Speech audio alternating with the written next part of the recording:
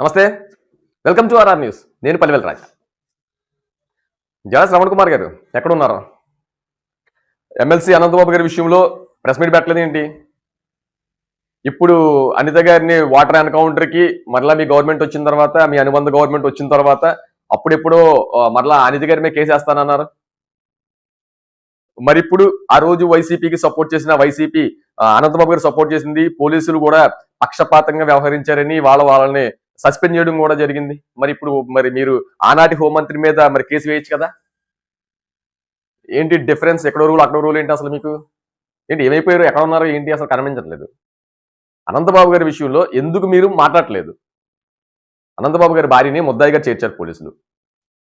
అనంతబాబు గారి భార్యని ముద్దాయిగా చేర్చిన తర్వాత మీరు ఎందుకు నోరు మెదపలేదు? అసలు అప్పట్లో చాలా చెప్పారు మీరు, అదంతా కూడా పోరాడారు కూడా ఒక రకంగా చెప్పాలంటే. మరి ఇప్పుడు ఎందుకు స్టిల్ ఇప్పుడు ఆవిడ ముద్దాయిగా చేర్చిన తర్వాత అనంతబాబు భార్యని అరెస్ట్ చేయాలి, పరారీలో ఉన్నా సరే పట్టుకోవాలి, లేదు అంటే కేసు విచారణ ఇంకా ముందు కొనసాగించాలి, ఇంకా మీ స్టైల్ ఏదో చెప్తారు కదా, మరి ఎందుకని ఇప్పుడు నోరు మెదపట్లేదు?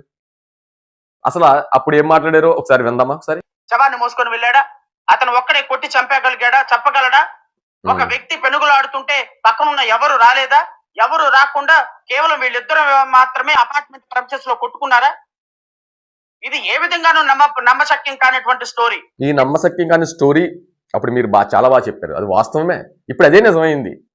వాళ్ళ భార్య కూడా ఉంది అక్కడ సీన్ ఆఫ్ అఫెన్స్ లో అని, అది నిజమైంది. మరి దీనిపై ఎందుకు మాట్లాడరు? అప్పుడు మీరు మాట్లాడారు కదా. కేవలం సాక్ష్యాధారాలుగా కో అక్యూజ్డ్ ఉంటే దీంట్లో ఈ కేసుకి బలం చేకూరుతుంది కాబట్టి, ఒకళ్ళ సాక్ష్యం చెప్పకపోయినా ఇంకొకళ్ళ సాక్ష్యం దీనికి ఉపయోగపడుతుంది కాబట్టి కేసుని మొదటిలోనే నీరుగార్చడానికి ప్రయత్నాలు చేస్తున్నారు. దీని మీద రాష్ట్ర ప్రభుత్వం ఇమ్మీడియట్ గా అక్యూజ్డ్ గా ఒక ఎమ్మెల్సీ ఉన్నాడు కారణంగా, ఎమ్మెల్యేగా ఉన్న కారణంగా ఈ కేసులో రాష్ట్ర పోలీసులు ఇన్వెస్టిగేషన్ చేస్తే నిష్పక్షపాతం విచారణ జరగదు. కాబట్టి ఈ కేసుని రాష్ట్ర ప్రభుత్వమే సెంట్రల్ బ్యూరో ఆఫ్ ఇన్వెస్టిగేషన్ కి అప్పచెప్పవలసిందిగా మేము ప్రజా సంఘాల తరఫున, రాజకీయ పార్టీల తరఫున డిమాండ్ చేస్తున్నాం. డిమాండ్ చేశారు, బాగుంది. మరి ఇప్పుడు వాళ్ళ వైఫ్ ఎవరైతే ఉన్నారో, అనంతబాబు వైఫ్, మరి ఇప్పుడు ముద్దాయిగా ఉన్నారుగా, మరి మాట్లాడరు? అప్పుడు హోంమంత్రి గారిని కూడా మీరు ప్రశ్నించారు కదా, అది కూడా విందాం ఒకసారి. ఎట్టి పరిస్థితుల్లో ఈ కేసులో నిజ నిరూపణ జరగాల్సిందే. చర్యలు చేసి ఒక వ్యక్తిని చంపేసి రోడ్డు మీద పడేసి ఇంటికి తీసుకొచ్చి శవాన్ని తోసి వేసినటువంటి ఎమ్మెల్సీని మీరు మీ పార్టీలో ఏ విధంగా కొనసాగిస్తారు కదా? పార్టీ నుంచి అతన్ని సస్పెండ్ చేసినట్టుగా ఒక్క అధికారికమైనటువంటి ప్రకటన రాదు. వెరీ గుడ్, చాలా చక్కగా మాట్లాడారు. ఇప్పుడు కదా, అప్పుడు మరి ఇప్పుడు మాట్లాడచ్చు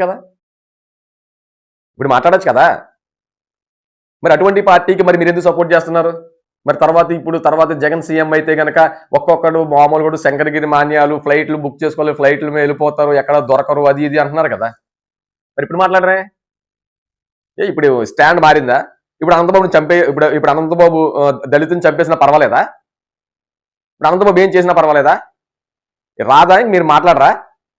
మాట్లాడచ్చు కదా. అప్పుడు స్టాండ్ ఇప్పుడు స్టాండ్ ఏంటి? అసలు ఇప్పుడు ఈ స్టాండ్ ఏంటి చెప్పండి, మీరు మాట్లాడండి. అనంతబాబు విషయంలో మీ స్టాండ్ ఏంటి మీరు అడగాలి కదా.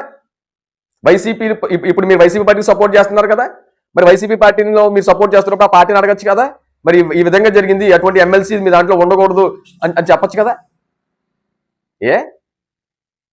మరి అప్పుడు హోంమంత్రిని ఇప్పుడు మరి మీరు ఇప్పుడు ఎలాగా అనిత గారి మీద కేసేస్తాను అంటున్నారు, ఇప్పుడు జగన్ గారు సీఎం అయిన తర్వాత మరి ఇప్పుడు కూడా అదే హోంమంత్రి మీద మరి మీరు కేసు వేయచ్చు కదా. నోరు ఇప్పుడు రాదా సార్ నోరు మీకు? అది అంటే మీరు ఏ స్టాండ్ తీసుకుంటే ఆ స్టాండ్ అనుకున్న విధానంలో రాష్ట్ర ప్రజలు ఉండాలనుకుంటున్నారా? మీరు మాట్లాడిందే కరెక్ట్, మీరు మాట్లాడిందే వేదవాక్యం అనుకుంటున్నారా? మీరు న్యాయమూర్తిగా మీరు రాజీనామా చేసి ఉండొచ్చు, న్యాయవాది అయితే అయి ఉండొచ్చు, మీ మాటలు వేదవాక్కు అవ్వాలని రూల్ ఏం లేదు కదా. మరి ఇప్పుడు ఎందుకు మీరు నోరు మెదపట్లేదు? ప్రెస్ మీట్ పెట్టండి. అనంతబాబు చేసిన ఏదైతే డోర్ డెలివరీ ఉందో దాని మీద ప్రెస్ మీట్ పెట్టండి. ఆ ప్రెస్ మీట్ పెట్టి ఒకసారి అయ్యో లేదు నేను అదే స్టాండ్ ఉన్నాను ఒకసారి నిరూపించుకోండి సార్. మేమందరం వెయిటింగ్ మీకోసం, మీరు ఎప్పుడు ఆ ప్రెస్ మీట్ పెడతారని కూడా చూస్తున్నాం మేము. అంటే దళితుల్ని మోసం చేస్తున్నారా మీరేంటి శ్రవణ్ కుమార్ గారు? మీరు నిజంగా దళితుల పట్ల మీకు నిజంగా మీకు దళితుల పట్ల ప్రేమే ఉంటే ఆ కేసు విషయంపై మరలా మీరు ప్రెస్ మీట్ పెట్టి జనాలు అవేర్నెస్ చేయండి. బడుగు బలహీన వర్గాలు మీరు అవేర్నెస్ చేయండి.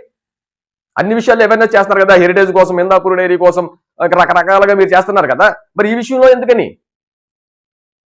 దీనికోసం కూడా మాట్లాడండి సార్. చాలా మంది మేధావులు, చాలా మంది దళితులు కూడా వెయిట్ చేస్తున్నారు శ్రవణ్ కుమార్ గారు మాట్లాడతారేమో అని. మాట్లాడకపోవడానికి కారణం ఏంటి అసలు? దీది మీరు ఖచ్చితంగా సమాధానం అయితే చెప్పి తీరాలి శ్రవణ్ కుమార్ గారు.